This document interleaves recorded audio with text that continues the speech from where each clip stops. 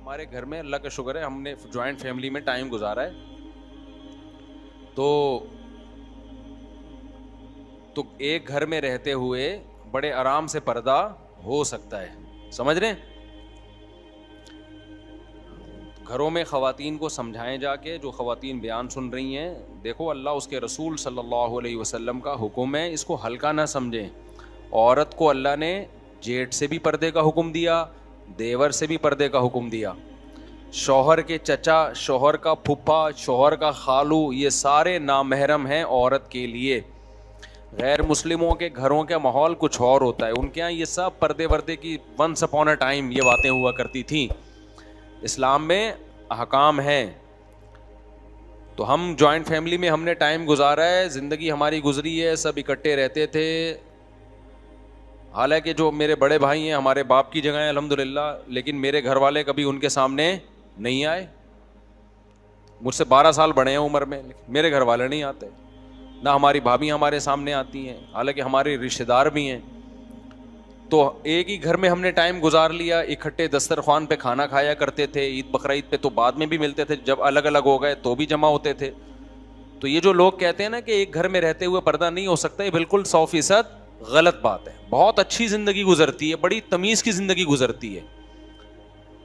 अगर पाकीज़ा जिंदगी चाहते हो ना, पाकीज़ा जिंदगी, तो इस पे आ जाओ, ठीक है ना। और अगर चाहते हो पाकीज़ा जिंदगी नहीं, अच्छा एक बात खूब समझ लो, हमारे यहाँ अक्सर लिबरल किस्म के लोग कहते हैं कि भाई क्या होता है अगर बेपर्दगी से, जिसने खराब होना होता है वो होता है, जिसने नहीं होना होता वो नहीं होता। ये नारा बहुत लगाया जाता है। एक साहब अपनी बेगम को अकेले सफ़र पे भेज रहे थे जहाज़ में, यंग बेगम थी उनकी बीवी। मैंने उनसे कहा कि शदीद ज़रूरत के बगैर औरत को अकेले सफ़र मत करने दो। कोई एमरजेंसी हो जाती है, कोई शदीद ज़रूरत है, एक अलग बात है, लेकिन शरीयत में इसको पसंद नहीं किया गया कि औरत बगैर महरम के सफ़र करे। उन्होंने कहा यार ये कुछ भी नहीं होता, इतने लोग करती हैं, इतनी ख़वातीन करती हैं। मैंने कहा ये तो बात छोड़ दें कि कुछ भी नहीं होता, बहुत सी जगहों पे बहुत कुछ हुआ है। तो कहने लगे हर जगह नहीं होता। तो मैंने कहा यकीनन हर जगह नहीं होता। खूब समझ लो, अहकाम जो दिए जाते हैं ना, जहां फितने का खौफ होता है वहां अहकाम दिए जाते हैं। फितने का वुकू यकीनी हो वहां पे अहकाम नहीं होते। मैं मिसाल से बात समझाता हूं।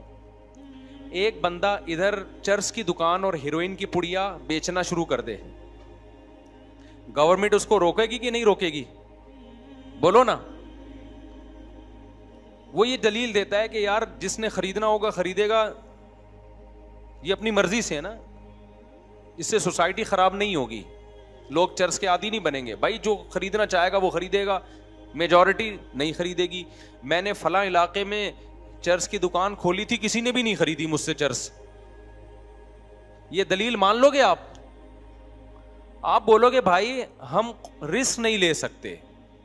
हमें पता है शराब की दुकान किसी मोहल्ले में खुल जाए, चर्च की दुकान, हीरोइन की दुकान खुल जाए, सारे ना हीरोइनची बनते हैं ना चर्सी बनते हैं। बल्कि अगर आप फ्री में भी हीरोइन बांटना शुरू कर देंगे, सारे फिर भी हीरोइनची नहीं बनेंगे। लेकिन इस खौफ से कि 2-4 भी हीरोइनची ना बन जाएं, इस खौफ से 100% लोगों को रोका जाएगा कि नहीं रोका जाएगा? कि भाई 2 भी तो बन सकते हैं ना। उन 2 की वजह से 98% को रोका जाएगा। औरत बेपर्दा होकर घर से बाहर निकले, औरत जवान औरत अकेले सफर करे। हम नहीं कह रहे सारे खराब होते हैं, सारी औरतें खराब हो जाती हैं, लेकिन सोसाइटी में 2% लोग भी तो खराब हो सकते हैं ना। उन 2% के लिए पाबंदी कितनों पे लगानी पड़ती है? 98% पे लगानी पड़ती है। कितने केसेस हमारे सामने आए हैं, बगैर महरम के औरत ने अकेले सफर किया है। अकेले सफर जब होता है ना, औरत भी आजाद होती है, कोई स्ट्रेस नहीं, कोई दबाव नहीं होता उसके ऊपर। 7 सीट में बैठा हुआ लड़का नौजवान वो नंबरों के तबादले मैरिड खवातीन से शुरू कर देते हैं। कई केसेस आए हैं कि ये लड़की खराब कैसे हुई है, वो ये अकेले सफर कर रही थी, साथ में एक हैंडसम सा लड़का आगे बैठ गया। लड़के बड़े ठरकी होते हैं, बहुत होशियार होते हैं। जब औरत के साथ कोई भाई होता है, कोई भी बाप होता है, तो एक मर्द को भी एहसास होता है कि मैंने भी दाएं बाएं नहीं देखना है, और औरत को भी एहसास होता है, उसको एक महफूज भी होती है वो। जब आपने आजाद कर दिया सोसाइटी को, तो अब सफर में कौन महल्ले में तो लोग देखने वाले होते हैं, आप अपने इलाके में रहते हो, आपको बीसियों किस्म के खौफ होते हैं। सफर में इंसान एक अजनबी होता है, वहां बीसियों किस्म के खतरात हैं कि कोई भी मर्द नंबर का, आजकल वो छेड़खानी नहीं होती जो पहले जमाने में खवातीन को छेड़ दिया जाके, अब मामला उससे आगे बढ़ चुका है। अब छेड़खानी वाले दौर गया, अब मर्द टाइम वेस्ट नहीं करते छेड़ के किसी को। मर्द अब क्या करते हैं, वो नंबरों के तबादले होते हैं। बातचीत शुरू कर दी, गपशप लगाना शुरू कर दी, नंबर मांग लिया कि मैं वैसे ही आपसे बातचीत करना चाहता हूं। शुरू में ये लेबल होता है, खवातीन बेवकूफ़ी में आके नंबर दे देती हैं कि चलो जी हमने भी बातचीत ही करनी है, क्या हो गया अभी, ठीक है एक भाई समझ के बात कर लेंगे।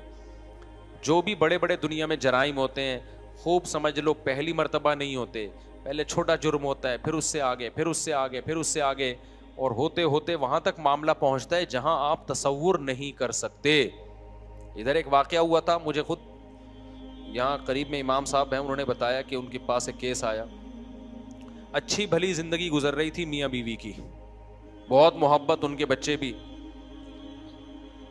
बेगम साहिबा के पास मोबाइल से कोई अननोन नंबर कॉलें आना शुरू हो गई, वो रिप्लाई नहीं करती थी। एक दिन तंग आके रिप्लाई कर दिया, वो कोई बड़े ऑफिसर थे, तो रिप्लाई कर दिया, तो फिर आपस में SMS बाजियां शुरू।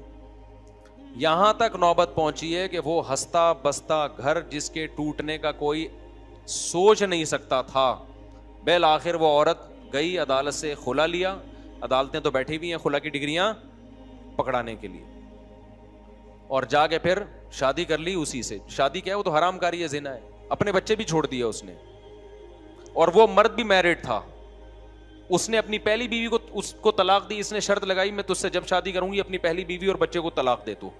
इसने इसके इश्क में आके अपनी पहली बीवी को भी डिवोर्स दिया, उसके बच्चे भी छोड़ दिए, और लेबल ये लगाया कि मैं तेरी खातिर अपने बच्चों की कुर्बानी दे रहा हूं और अपनी बीवी की, तू मेरी खातिर अपने शौहर और बच्चों की कुर्बानी दे। अच्छे अच्छे हंसते बसते घर इस तरह उजड़ते हैं। आप ये फिर वही दलील दोगे, फलां तो नहीं उजड़ा, फलां तो नहीं उजड़ा। मैं कब कह रहा हूं सारे उजड़ते हैं भाई, लेकिन कुछ भी तो उजड़ते हैं ना। जब हीरोइन फ्री में बटना शुरू हो तो सारे थोड़ी हीरोइन ची बनते हैं, सारे थोड़ी चरसी बनते हैं। लेकिन जितने चरसी बने, जितने हीरोइन ची बने, ये हीरोइन बटने की वजह से तो बने हैं, तभी तो हीरोइन और चर्स पे पाबंदी लगाई जाती है। तो खूब समझ लो, जैसे नशई के लिए हीरोइन में अट्रैक्शन है, ऐसे ही अल्लाह ने मर्द के लिए किसमें अट्रैक्शन रखी है, औरत में। और खूब समझ लो कि मर्द ये औरत में ये नहीं देखता कि मैरिड है या अनमैरिड, बल्कि मर्द को मैरिड में ज्यादा दिलचस्पी होती है। उसको पता है ये तो, इसको तो शादी के वादे और लारे रप्पे देने ही नहीं है मैंने, इसको तो सिर्फ टाइम पास करना है इसके साथ।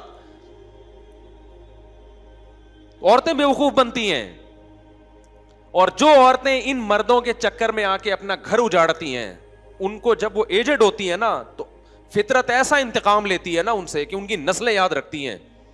अभी तो चस्के लगे भी होते हैं कि अपना घर उजाड़ दो, ये ज्यादा हैंडसम है, जरा पैसा पैसा देख के भाग जाती हैं। उसके बाद जो उनका अजाब में जो उनकी बुढ़ापा गुजरता है ना, और ये बुढ़ापा ज्यादा टाइम नहीं लेता आने में, 45-50 साल के बाद डाउन। जैसे ही डाउन होना शुरू हुई ना, फिर देखो कोई जहाज में नंबर भी नहीं मांगता, फिर वो तरसती है कोई हमसे नंबर तो मांगे, कोई हमें लिफ्ट तो कराए। हमने जिंदगी, मेरे भाई, हमने जितनी हमारी एज है ना, थोड़ा तजर्बा शायद उससे ज्यादा ही है। हालात देख रहे हैं भाई, मामलात देख रहे हैं। तो ब्रॉड माइंडेड बनने की इस जमाने में बिल्कुल भी जरूरत बोलो नहीं है। ये बेवकूफियां छोड़ दो।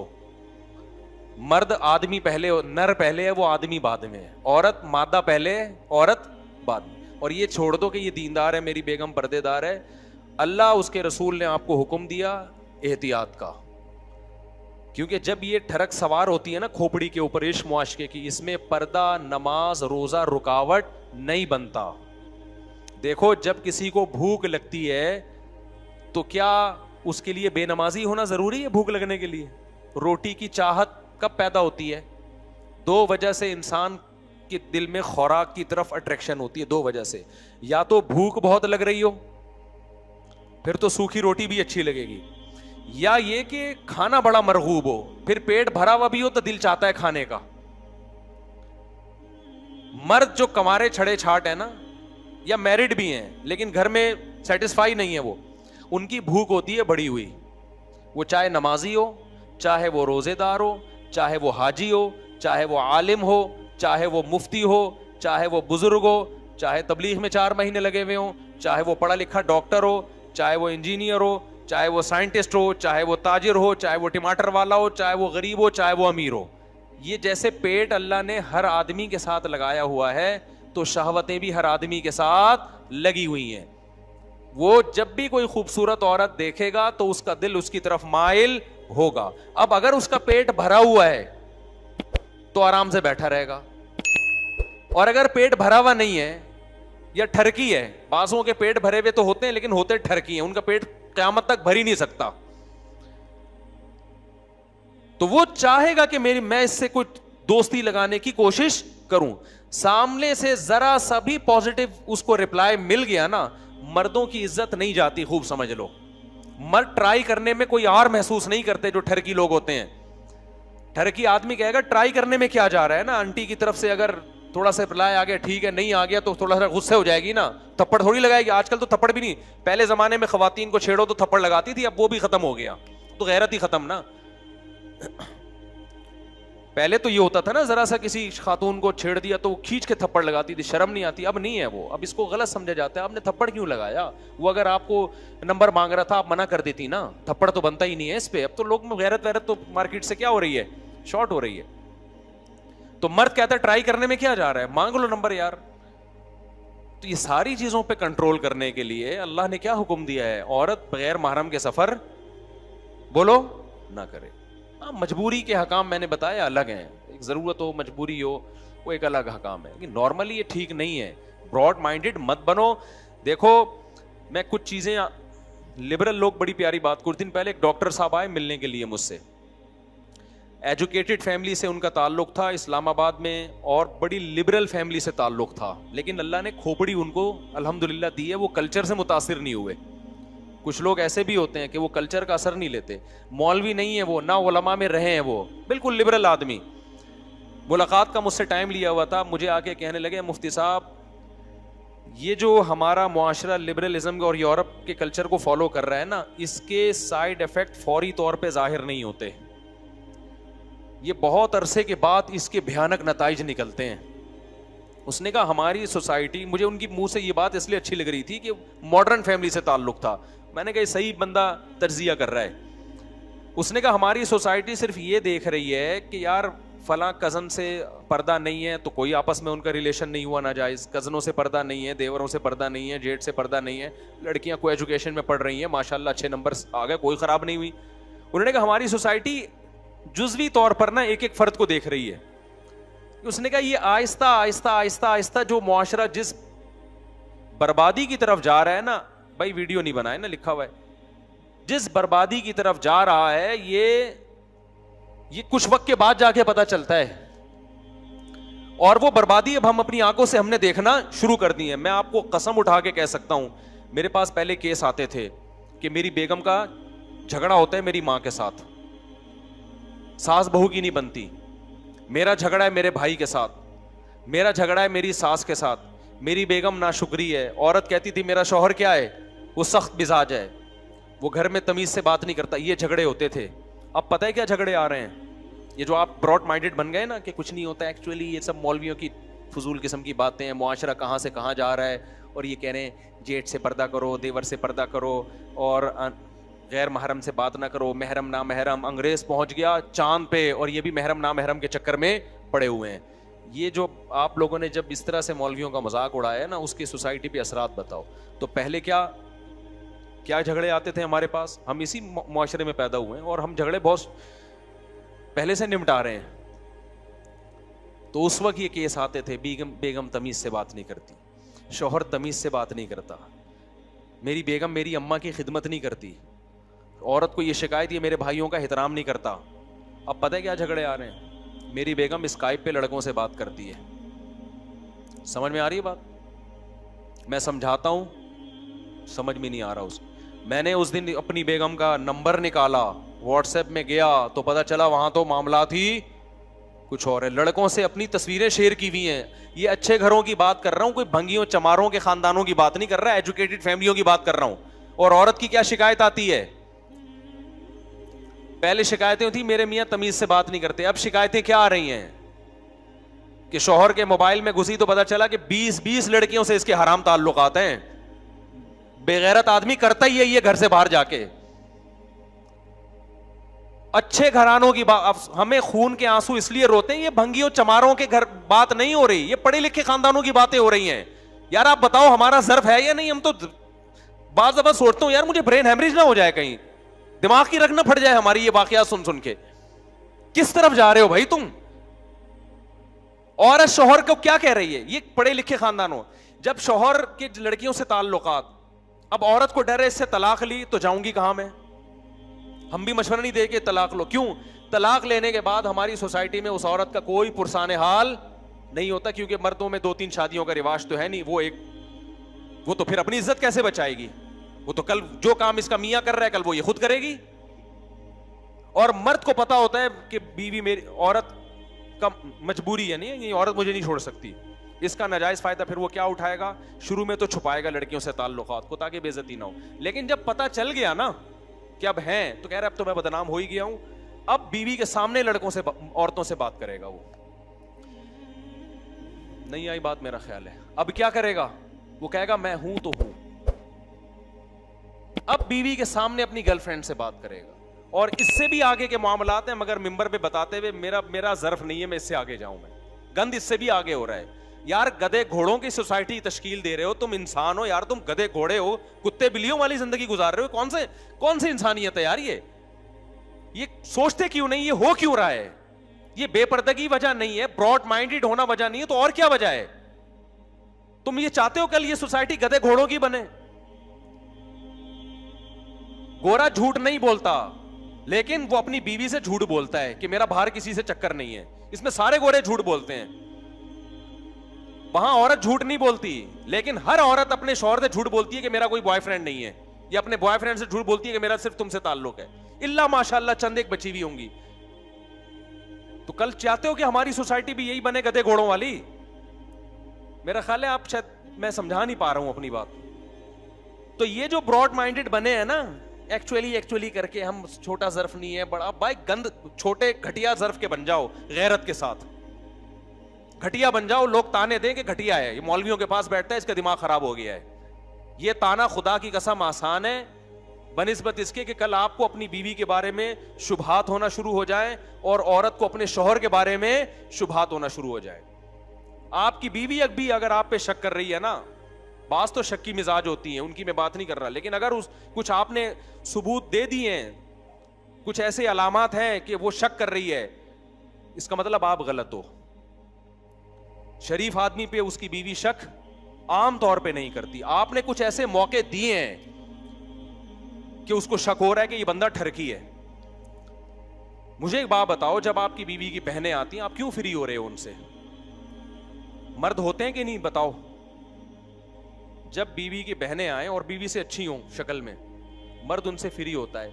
अगर मर्द अपनी बीवी के सामने अपना ये इमेज बना दे कि बेगम तुम्हारे अलावा मैं किसी की तरफ नजर उठा के नहीं देखता, खुदा की कसम औरत को आप पे शक व शुबहात खत्म हो जाएंगे। आप शक्की बनाते हो उसको, आप बनाते हो उसको शक्की। आपसे अगर आपके दफ्तर में कोई खातून फ्री होने की कोशिश करती, आप उसको डांट के क्यों खामोश नहीं कर देते? आप उसको एक दफा सख्ती से कह क्यों नहीं देते, भाई मैं आपका क्या लगता हूं जो आप मुझसे फ्री हो रही हो? मर्द नहीं बोलेगा कभी। मर्द पता है क्या करता है? बेगैरत आदमी ये बेगैरत ये करता है, जब कोई एंटी फ्री होंगी ना, ये अखलाक से बात करेगा उनसे, क्योंकि इस्लाम ने अखलाक सिखाए हैं। गोरा बदतमीजी से बात नहीं करता। गोरा किससे बात करता है? अखलाक से। तो आप बिला वजह के ना बिछना शुरू हो जाओगे। ये आदतें जब औरत को पता चलती है ना, तो वो शक में जाती है, घर खराब होता है इससे। कभी भी वो आपके लिए कुर्बानी देने के लिए तैयार नहीं होगी। आप अपना एक मौक़िफ़ वाज़े करो। जब से लोग मेरा बयान सुन रहे हैं, दूसरी शादी की फिक्र कर रहे हैं, तो ठरकी ज्यादा हो रहे हैं, शादियां कम कर रहे हैं। कई लड़कियों से दोस्तियां लगाता है हरामखोर बेगैरत आदमी, और लेबल ये लगाता है कि मैं शादी करूंगा इससे। यार तुम इस्लाम के फलसफे को बदनाम कर रहे हो, तुम हमें जलील कर रहे हो सोसाइटी में। तुम्हें किसने कहा है कि तुम किसी औरत से शादी करने के लिए दोस्ती लगाओ, उसको समझने के लिए घंटों घंटों फोन पे उससे बातें करो और अपनी तस्वीरों का तबादला करो उसके सामने, और उसके जनाब फेसबुक पे उससे राब्ते करो? ये कौन सा इंसानों वाला तरीका है भाई? ये इससे तो वो जानी और तुम में क्या फर्क हो गया? फिर जी अंडरस्टैंडिंग के लिए मैं चाह रहा हूं, समझने के लिए। समझने के लिए आप एक नजर देख सकते हो बस उसको, एक दफा आपने फोन पे मुख्तसर बात कर ली समझने के लिए। इससे ज्यादा शरीयत आपको आगे बढ़ने की इजाजत नहीं देती। बहुत सी औरतें डिप्रेशन में गई हुई हैं कि हमारा मियां दूसरी शादी करना चाहता है और एक औरत की तलाश में सैकड़ों औरतों को चक चुका है ये कमबख्त, सैकड़ों से दोस्तियां लगा चुका है और हरामखोर सैकड़ों से जो है ना तस्वीरों के तबादले कर चुका है। और लेबल क्या लगा रहा है? सुन्नत और शरीयत का। देखो किरदार में अल्लाह का वास्ता एक नंबर बन जाओ, खुदा की कसम बड़ी मजे की जिंदगी गुजरेगी, कोई उंगली आपके ऊपर नहीं उठेगी। आपकी बीवी गवाही देगी मेरा मियां एक नंबर है, ये कभी किसी औरत की तरफ गलत नजर उठा के नहीं देखता। वो मोहब्बत करेगी आपसे कि ये गलत नहीं है, फिर आप पर एतमाद करेगी वो। आज औरत को मर्द पे अपने शौहर पे एतमाद नहीं है, उसको पता है मेरे से बात नहीं करता, जैसे कोई आंटी आ जाती है ना घुसने की कोशिश करता है वहां पे। ये मैं कोई बहुत नेक आदमी नहीं हूं, मुझे अपने वाकयात सुनाते हुए बड़ा डर लगता है कि अल्लाह की नजर एक सेकंड के लिए हट जाए ना, इंसान को जलील होने में टाइम नहीं लगता। मुझे तो डर लगता है। मेरे घर में कोई भी खातून आती हैं, मैं घर वालों से कहता हूं आप मिलके इसका मसला सुन के इनको निपटा दो। मैं कोशिश करता हूं मैं ना मिलूं, मुझे नहीं शौक है कि मैं औरतों से मिलूं। यहां हमने खवातीन आती हैं, कमरे में बैठने की कोशिश, दरवाजे खुलवा देता हूं मैं, कभी बंद कमरे में नहीं बैठूंगा मैं कोई शो मारने के लिए अल्लाह की कसम ये बातें नहीं कह रहा। मैं कह रहा हूं कि देखो ये वाला तर्ज अमल इख्तियार कर लो। हलाल और हराम में अल्लाह ने क्या रखी है? बाउंड्री रखी है। आपकी बीवी जो आप पे बार बार शक कर रही है ना, कुछ ठरक आपके अंदर है। ये मान लो कि कुछ मेरे अंदर कुछ खराबियां हैं जो मेरी बेगम मुझ पे एतमाद नहीं। कुछ औरतें तो वहमी होती हैं, मैं उनकी बात नहीं कर रहा, उनको तो शौक है।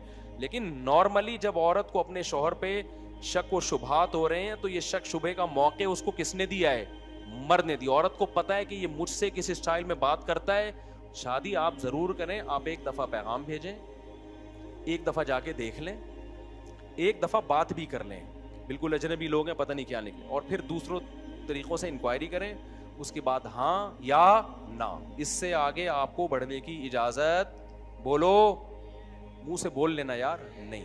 अगर आप आगे बढ़ रहे हैं, आप गंदे हो, आप पलीद हो, आप भंगी हो, आप चमार हो, और फिर आपका बुढ़ापा इतना ठरकी गुजरेगा ना, खुदा की कसम बुढ़े की बदनजरी किसी का बाप नहीं छुड़वा सकता। अगर जवानी में ये नहीं छोड़ा ना लड़कियों की ठरक आपने, तुम्हारा बुढ़ापा इंतहाई गलीज गुजरेगा। क्योंकि बुढ़ापे में ब्रेकें बिल्कुल फेल हो जाती हैं इंसान की, उसका गुजारा ही नहीं होता औरत को देखे बगैर। अभी से पाक दामन बनो, अपनी बेगम को ये एतमाद दिला दो, बेगम तुम्हारी बहन से मुझे कोई लेना देना नहीं। अपनी बहन को बोलो मेरे सामने फ्री ना हुआ करे, ये मेरी क्या लगती है आके मेरे से फ्री हो रही है। खुश होते हैं जी सालियां आई हुई हैं और माशाल्लाह कितनी फ्री हो रही हैं, उनको आप घुमाने लेके जा रहे हो यार। बेगम को बोलो बेगम तुम हो मेरी यार, बेगम खुश होगी इस पे। उसको पता है ये मेरे से इतना फ्री नहीं होता जितना मेरी बहनें आती हैं तो ऐसा फ्री हो जाता है, भाभीयों से ज्यादा फ्री हो रहा है। अपनी बीवी के अलावा सब अच्छी लगती है। एक साहब की ने अपनी बीवी को एक तलाक दे दी ना, उनकी और 2-3 शादियां थी। वो मुझे कहने लगे कि यार मैंने एक बीवी को तलाक दी, जब भी उसके इलाके में जाता हूं मुझे बहुत याद आती है। मैंने कहा जो आपकी बीवी हाजिर सर्विस है उसके इलाके में कभी वो याद आई? कह रहे वो बिल्कुल नहीं आती याद। जो डिवोर्सी हो गई, जो हराम हो गई, वो याद आती है, और जो अपनी है वो याद। ये मर्द की नेचर है, समझते हो कि जो मौजूद है ना हाजिर सर्विस है, उसके इलाके में 100 दफा जाएगा, बिल्कुल भी याद नहीं है। जिसको छोड़ चुका है उसकी दूर से गली से भी गुजरेगा तो यादें आना शुरू। हालांकि जो है उसको याद करने का हुक्म है, जो नहीं है उसको, एक तो गैर फितरी गैर इख्तियारी तौर पर कोई याद आ रहा हो, वो तो अल्लाह की तरफ से पाबंद नहीं, वो तो आपके इख्तियार ही नहीं है। सोच सोच के उसको याद करना, ये कहां से ठीक हो गया?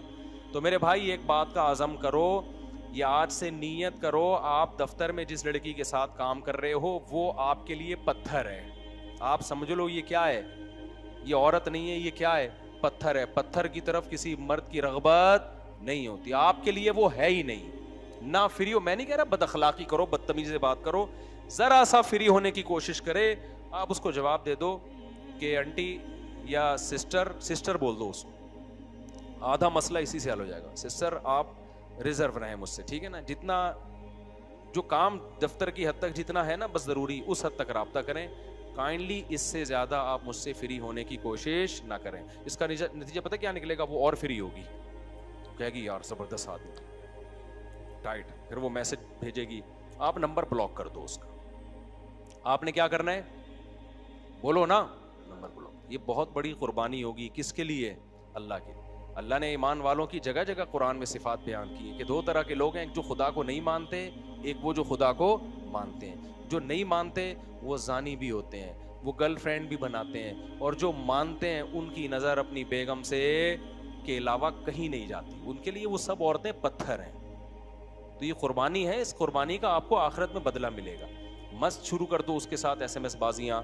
आप कल किसी औरत के साथ कर रहे हो ना, इस बात का बड़ा ख़तरा होता है, आपकी बेगम को जब ये पता चलेगा वो भी आज़ाद होगी, उसके भी ताल्लुकात हो सकते हैं। अगर बेगैरती का सौदा कर लिया तो फिर तो कोई फिक्र नहीं कि चलो जी, उस अंग्रेज़ों में अगर हो भी जाए तो कह रहे हैं कोई इतना बड़ा इशू नहीं।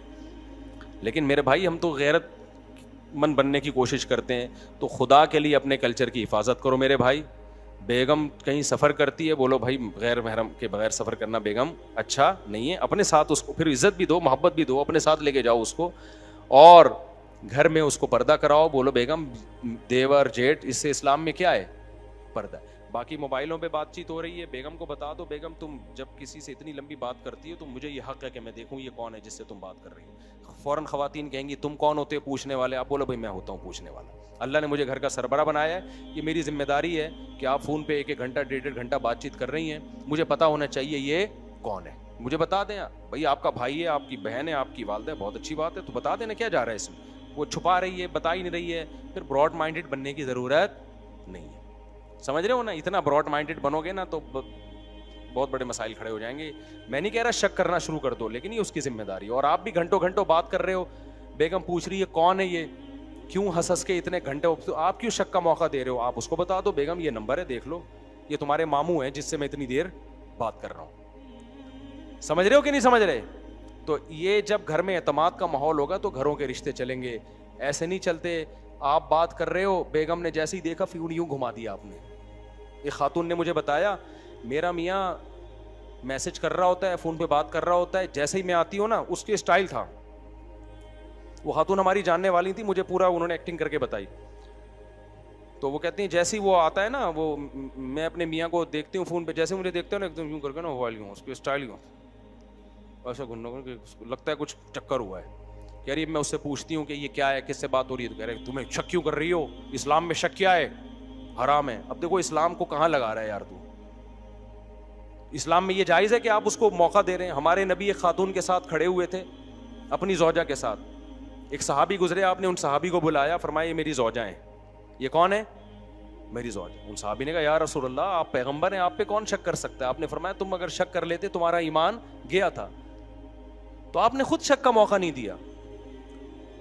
तो मर्द भी ऐसा कर रहा होता है घंटों, हाँ लगा हुआ है, औरत को पता होता है अपने बाप के साथ ये इतने स्टाइल से आजकल कोई नहीं बात करता भाई। और जैसे ही बेगम आई यूं करके ना मोबाइल यूं करके घुमा लिया। तो मैंने उसके मियाँ को बुला के फिर मैंने इंक्वायरी करवाई, तो वो गलत आदमी नहीं था, वो बात सही ही कर रहा था, लेकिन तू कर क्यों रहा है यूं करके बेगम को घुमा घुमा के, उसको मौका तो दे रहा है ना तू यार। तो इसी तरह खातून भी, आप बेगम साहिबा घंटों घंटों आप जैसी को यूं करके मोबाइल यूं घुमा लिया, यूं कर लिया, भाई इन चीज़ों से दिल खराब होते हैं। फिर आप ये नहीं कह सकते कि मुझ पे शक क्यों कर रही हो। भाई आप क्या फरिश्ते हो कि आप आसमान से उतरे हो? बड़े बड़े लोग खराब हुए हैं, आप क्या कोई सर्टिफिकेट लेकर आए हो कि आप खराब नहीं हो सकते? तो भंगी चमारों वाली जिंदगी छोड़ दो मेरे भाई, शक शुबहात वाली जिंदगी से तौबा कर लो। मेरा ख्याल है इससे ज्यादा मैं समझा नहीं सकता, और तो नहीं जरूरत ना समझाने की। इंसान के बच्चे मेरे ख्याल है उम्मीद इतना काफी है, अभी भी नहीं बने तो फिर जाओ जो मर्जी करना है करो। ब्रॉड माइंडेड ना बनो, मेरा मकसद सिर्फ ये बताना था, ज्यादा ब्रॉड माइंडेड बनने की जरूरत नहीं। और एक बात याद रखो, किसी भी नाबहरम को बहन बोलने से ना आधा मसला हल हो जाता है, इसका बड़ा फर्क पड़ता है। बहन, आप जो भी काम है, बहन जरा आप थोड़ा सा साइड पे हो जाए, मैंने यहाँ से गुजरना है। बहन, आप जो ठरकी आदमी होता है उसको मुंह से बहन फूटते हुए मौत आती है।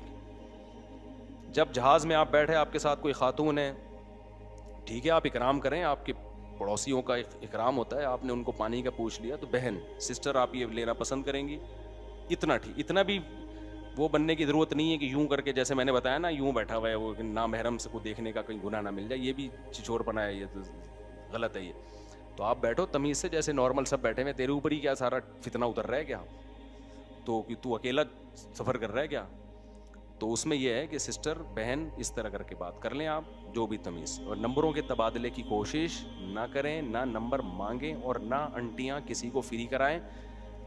जो मर्द होते हैं वो जो मैरिड लड़की से रब्ता करेगा वो सिर्फ ठरक पूरी करने के लिए, मर्दों को इससे कोई गरज नहीं होती कि हमने इससे शादी करनी है। ये बहुत बड़ी टेंशन है मर्दों की। तो चंद बेवकूफ़ आप जैसे लोग बैठे हुए जो शादियों का बयान सुनने के लिए आ जाते हैं। मेजॉरिटी को शादियों में कोई दिलचस्पी नहीं है। मेजॉरिटी चाहती है बगैर शादी के अगर औरत मिल रही है तो हम शादी करके मुफ्ती तारिक मसूद की तरह बेवकूफ़ नहीं है कि इतने औरतों की जिम्मेदारियां उठाएं और टेंशनें उठाएं। वो कहते हैं हम बेवकूफ़ नहीं है, मौलवियों पे ये बेवकूफ़ियाँ जचती हैं। वो कहते हैं बगैर शादी के मिले तो ये ज़्यादा अच्छा है। ये नंबरों के तबादले इसी चक्कर में हो रहे हैं। और लड़कियाँ ये बेवकूफ़ हैं, वो समझती हैं कि ये शायद हमसे बाद में शादी करेगा। मैं एक दफ़ा बस ये वाक़या सुना के मैं सवाल जवाब की तरफ आता हूँ। मैं औरंगी टाउन में हॉस्पिटल में गया, डॉक्टर थे हमारे जानने वाले, अब इनका इंतकाल हो गया, अल्लाह मग़फ़िरत फरमाए। मैंने 18-18 साल की लड़कियों की खुदकुशियों के केस वहाँ देखे। उन्होंने मुझे बताया कि रोज़ाना 1 या 2 लड़की खुदकुशी करके आ रही होती है। कुछ मर जाती हैं, कुछ हम ब्लीच पिया, कुछ जहर पिया तो ट्रिपें लग रही हैं ना। तो मैंने कहा ये क्या मसला? कह रहे हैं ये सारी वो गरीब लड़कियां हैं जिनको कराची के पोश इलाकों के लड़के दौलत की लालच देके, शादियों के लारे रप्पे देके इनको दबा के तबीयत के साथ इस्तेमाल करते हैं, अपनी ख्वाहिशात पूरी करते हैं। बहुत अरसे तक 1-1.5 साल उनको रखेल बना के रखा, उसके बाद उनकी ज़िंदगी में कोई नहीं आई और इसको रिजेक्ट कर दिया। उसके बाद फिर इन लड़कियों का अंजाम क्या होता है? वो ये खुदकुशियाँ करती हैं। मेरा दिल चाह रहा था मैं उस पर कोई डॉक्यूमेंट्री बनाऊं, लेकिन मैंने कहा यार ये ज़्यादा हो जाएगी कि तो ये बहुत हो रहा है। जितने खुदकुशियों के लड़कियों के केस है ना, सारे नाकाम मोहब्बतों के हैं। तो अपनी बेटियों पे कंट्रोल कर लो और उसमें जैसी बाले हो उसकी शादी कर दो। सबसे अहम काम ये है, उसकी शादी कर दो, अपने घर को टिक जाएगी, तमीज़ से ज़िंदगी गुजारेगी, इन सब फितनों से आपकी बचत हो जाएगी। अल्लाह करे कि ये बात खोपड़ियों में बैठ जाए। नहीं बैठे तो भाई जैसे चल रहे हो चलते रहो। मुफ्ती साहब मदरसे से वजीफ़ा लेना कैसे? बाज़ लोग का कहना है। अच्छा, इसमें कुछ लोग खामखा के सख्ती भी शुरू कर देते हैं। बैलेंस करना बयान में ज़रूरी है। खामखा की सख्ती ऐसा ना हो कि घर की 4 दीवारी में औरत को बंद करके रख दिया, कहीं जाने ही नहीं दे रहे आप उसको, ये गलत है। वो अगर बाजार जा रही है जाने दो, आप उसको बोलो भाई किसी खातून के साथ चली जाओ, अकेले ना जाने दो।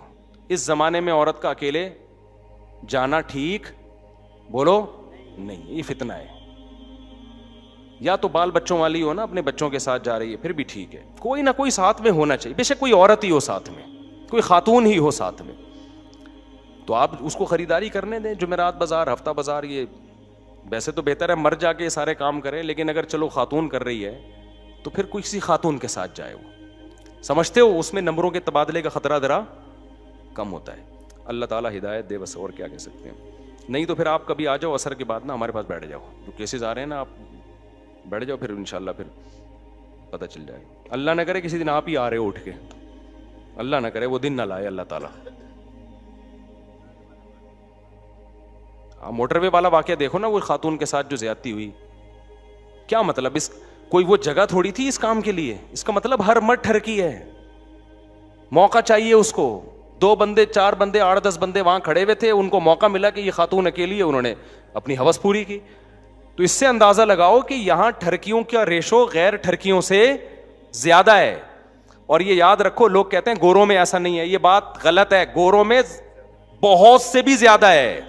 यहां तो फिर भी शायद थोड़ा मजहब की वजह से और कोई औरत को बहन बना के कुछ आखिरत का खौफ या अपनी बेटियों बहनों का सोच के, वो तो अपनी बेटियों बहनों का भी नहीं सोचता गोरा। वहां कानून का डंडा है बहुत सख्त, वरना वहां ये वाकयात मैं क्या ज्यादा डिटेल में बताऊं, इतने सख्त कानून के बावजूद भी वहां ये वाकयात ज्यादा होते हैं। आप वहां जाओ, डॉक्टरों से अस्पतालों में पूछो कि आपके पास कितने पेशेंट आते हैं इसके, जिन औरतों को उनके जबरी जिना की वजह से उनकी सेहत को नुकसान पहुंचा होता है। तो ये ना किया करो कि वहां नहीं होता यहाँ होता है, वहां इससे ज्यादा होता है। लेकिन वहां कानून बहुत सख्त है, वहां ऐसे नहीं होता कि कोई पेट्रोल पंप ही ना हो इतनी बड़ी मोटरवे पे, समझ रहे हो? इतनी बड़ी मोटरवे है। और मेरे साथ भी ऐसा हुआ, हम 8-10 बंदे जा रहे थे, तो वो मोटरवे पे कोई पेट्रोल पंप ही नहीं आ रहा। तो शुक्र है हमने वो गाड़ी कहीं उतार के कहीं शहर में पेट्रोल डलवा लिया, वरना खड़े रहते बीच रोड पे। लेकिन जब कोई औरत अकेली जा रही हो, उसके साथ कितने खतरात हैं। तो इससे अंदाजा लगाओ कि भाई यहाँ हर मर्द ठरकी है, और जो नजर आ रहे हैं ना बगैर ठरकी, वो मौका मिले तो फिर देखो। आप लोग की अलावा की बात कर रहा हूँ।